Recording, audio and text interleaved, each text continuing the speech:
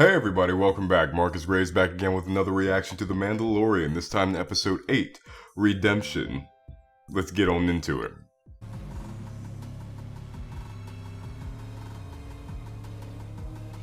That's snary right now. Okay, sorry. Standing by. I heard about that. You know how it is. A trooper hitting babe. I said, Yo. shut up. You're gonna die. Did you not just hear that Moff Gideon killed a dozen of his own troopers just to make a point? Okay, I get that point. Do you get the point? Yes, I get the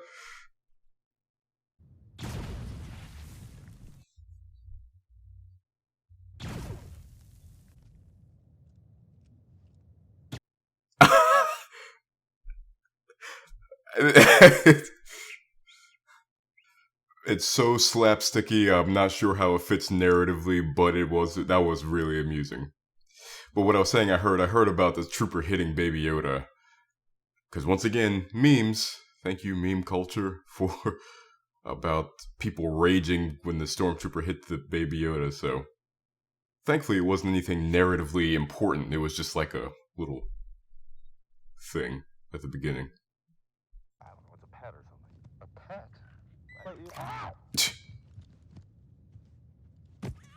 Yo! I thought that was it for the hitting of the Baby Yoda. Get out of here. Oh! Oh!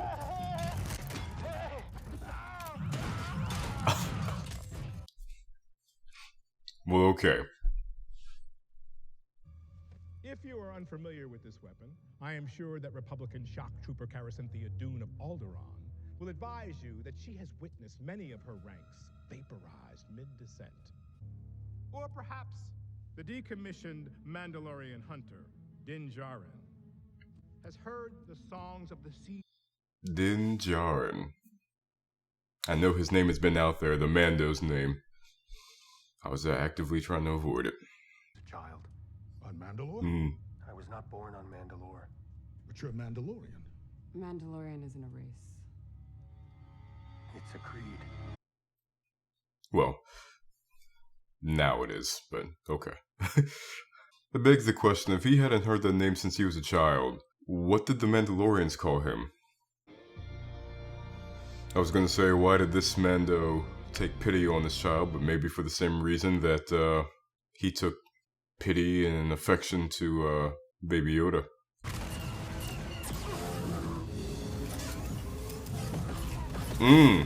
Let's go.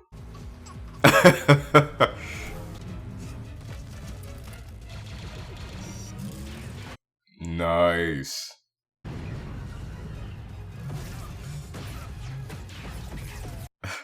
Dope, very dope.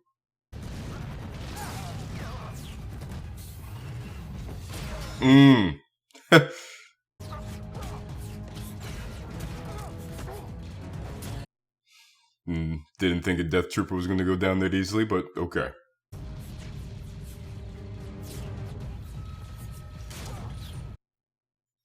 Okay, Mando. Excuse me, Din.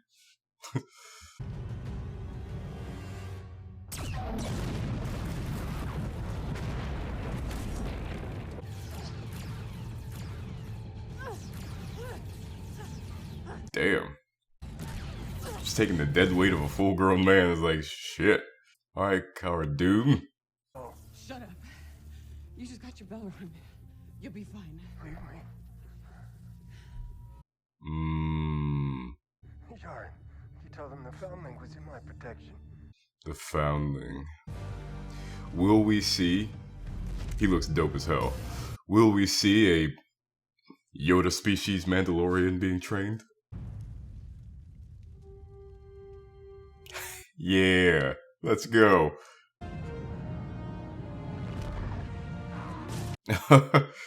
Alright, Baby Yoda. Yeah.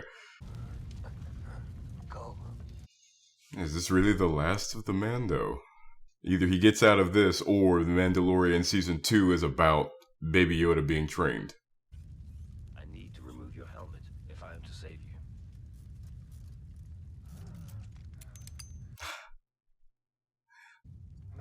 thing has seen me without my helmet since I... No living thing. Well, convenient loophole is that.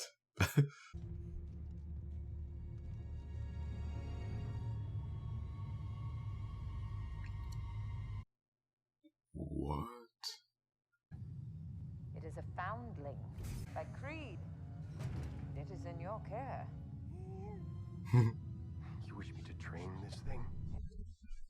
Would die. You have no choice. You must reunite it with its own kind. Oh, I wanted to see a Yoda Mandalorian. This is the way. This is the way. Have you trained in the Rising Phoenix? This will make... Finally has a jetpack of his own. I said, where are they? Alright now. I do have to say though, she cleaned those pieces of armor up real quick for the time that they, for the short amount of time that they had. Oh!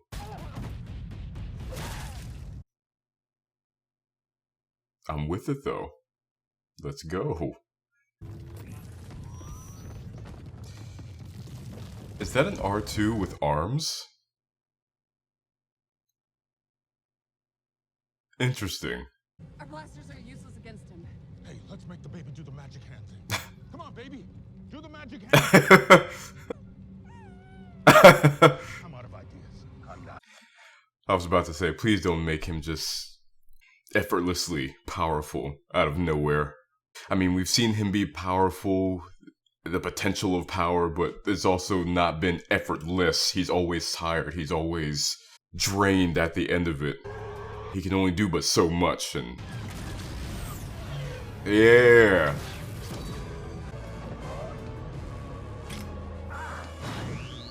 Nice, Mando.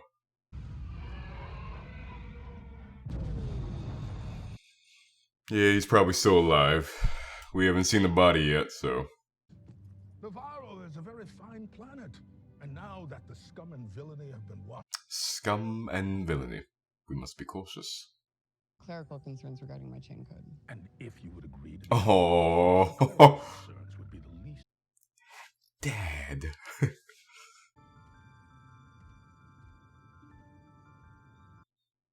I have spoken. We got a few things. This is the way. I have spoken. We have a few new catchphrases. So I was just thinking, we haven't had that loose... Okay, we haven't had that loose end of Fennec Shan and who those footsteps were, and I'm thinking it was probably Gideon. And if not Gideon, somebody else that they're saving for season 2.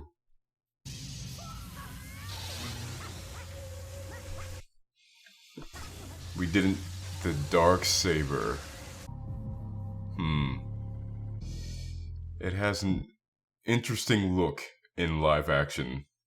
It has a very interesting look in live action. Those who have seen the Clone Wars know it was Pre-Vizsla's weapon.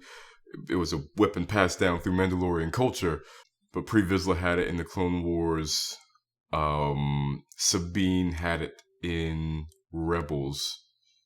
And I believe she then gave it to Bo-Katan, am I correct? I can't remember, but... Interesting look in live action. And by interesting, I mean I don't really know about it yet. Hey everybody, I hope you're enjoying the content. If you are, please consider heading on over to my Patreon page and becoming a patron. Not only will you be helping to support the channel, you'll also be gaining access to exclusive content and benefits such as early access to my videos, full reactions, and my Patreon Discord chat. So, if you're so inclined, head on over to my Patreon page, the link is down below in the pinned comment, and become a patron. Alright, I'm going to be doubling up on the review here, because I watched 7 and 8 back to back. Because I'm watching it late. Mando's pulling the team together, and they are going up against Moff Gideon. And Moff Gideon is the benefactor that Werner Herzog's character that he spoke of. Moff Gideon is the one who is obviously over Werner Herzog and wants the child, but is he an emissary for somebody else? No living thing can take off my helmet and everything. I don't remember them mentioning that in episode 3, I believe it was. I don't remember that little caveat being in there that it had to be a living thing. But you know what? I do give a lot of credit to Favreau, to Filoni, to Pedro Pascal, because you always see it in superhero movies as well. The impetus is always, well, we're paying for Robert Downey Jr., we're paying for Christian Bale, we're paying for Ben Affleck and everything that we have to see their face. So at some point, the cowl always has to come off, the mask always has to come off, and Favreau, once again here, as he did with Iron Man, had a very unique way of going about it, so that instead of the mask having to come off, even though the mask did eventually come off, even though the mask still came off during the climax, he got around it by having the HUD view. I do give much kudos and respect to people like Pedro Pascal and Tom Hardy, who played Bane, who, for the majority, 97 or 99% of the role, they are behind a mask. He has to act with his body, his vocal inflection, and his eyes. And then you have Pedro Pascal, who was completely covered, who only had his body and his voice. So I give a lot of kudos and respect to those two for not having the vanity of, okay, I have to figure out a way that they could show my face, this and the other. Not to imply that the others had vanity in it. Maybe it wasn't a vanity thing, maybe it was a logistic thing. That's all well and good. I'm just saying, kudos to Pedro and Tom. Pedro and Tom, like I know them.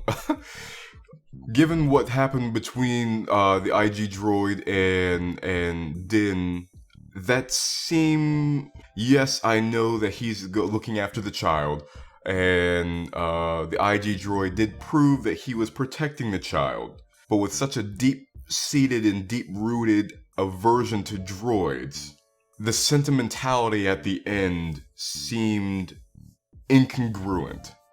That maybe there weren't enough narrative tendons, narrative tissue to bridge that gap between his aversion and his deep-seated bitterness, and now I'm going to have sentimentality to this droid. So we'll see what his affinity towards droids looks like in the future.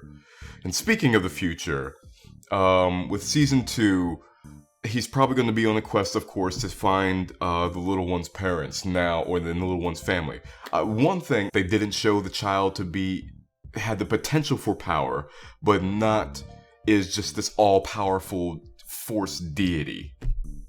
I'm looking at you, movies. Sequel movies. They didn't just have this thing where it's like, it took effort out of this little one, and when he was done, he was spent. Like, same way with Yoda. Whenever we saw 900 years old you reach, look as good you will not, and how old he was, how powerful in the Force he was. Yet, when things took effort, the X-Wing, bringing it out of the bog of Dagobah, saving Anakin and Obi-Wan in Attack of the Clones, it took effort. They're not gods, they are Force users. Season 2 seems to be going down the route of the theme being choice. And choice meaning, is Din Djarin going to give the baby away to the parents, or is he going to train the child in the Mandalorian way? What is his options? Because his leader, she stated that either way, whether he be trained or you find his family, you are unto him as his father. Okay, all well and good. Now, this is the way. Now, with this being the way, what is the creed? If you find the parents, are you obligated by creed to give the child back to the parents? Or can you train, even if you do train them in the ways of the Mandalorian, even if you do find the parents, decide, you know what, I found you, I'm not going to give the child back to you, I'm going to train them in the way of the Mandalorian. And of course, with the affinity and the affection that is being built between these two, what is his choice going to be? Train him? Or give him back to his family? Well, I hope you guys enjoyed this video. If you did, please remember to like, comment, share, and subscribe if you're so inclined. Check out my channel for all my other content that I have on there, my short films, reactions, breakdowns, reviews, all that good stuff that's on there, and much, much more to come. And I'll see you guys next time. Have a good one.